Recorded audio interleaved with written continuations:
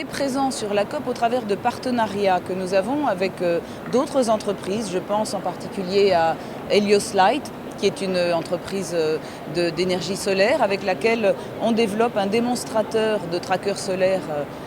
très performant dans notre village de Cap Skirring au Sénégal. Et ainsi, on cherche à avoir de plus en plus des sites pilotes dans nos villages où on peut démontrer le fonctionnement d'énergie verte performante, à la fois pour notre usage futur, mais aussi pour donner à voir ce qui se passe à nos clients, qui sont même potentiellement des clients ou des investisseurs pour ce type de solutions. Parmi les solutions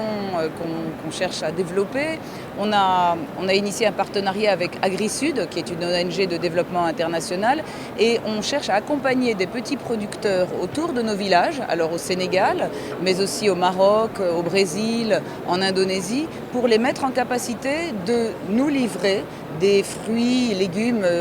mais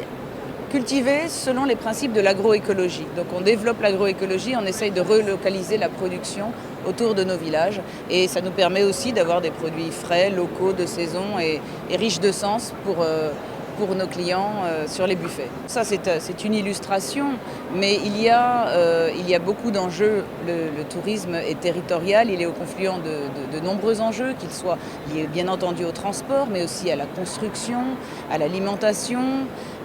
et à des enjeux aussi de développement durable plus sociaux, sociétaux, culturels. Donc il est au confluent de très nombreux enjeux. Au Club Med, nous pensons que nous avons une carte à jouer pour montrer que le durable peut être désirable. Notre marque, elle est symbole aussi de plaisir, de bonheur, et imprimer un peu cette patte sur des aspects de la consommation durable en montrant qu'on peut manger un peu plus végétarien, que vos enfants peuvent faire des ateliers autour de la nature, qu'on est dans un site extraordinaire, qu'on peut manger aussi de la nourriture locale suivant les principes de l'agroécologie. C'est une façon d'entraîner nos clients, nos GM comme on les appelle, vers eux-mêmes,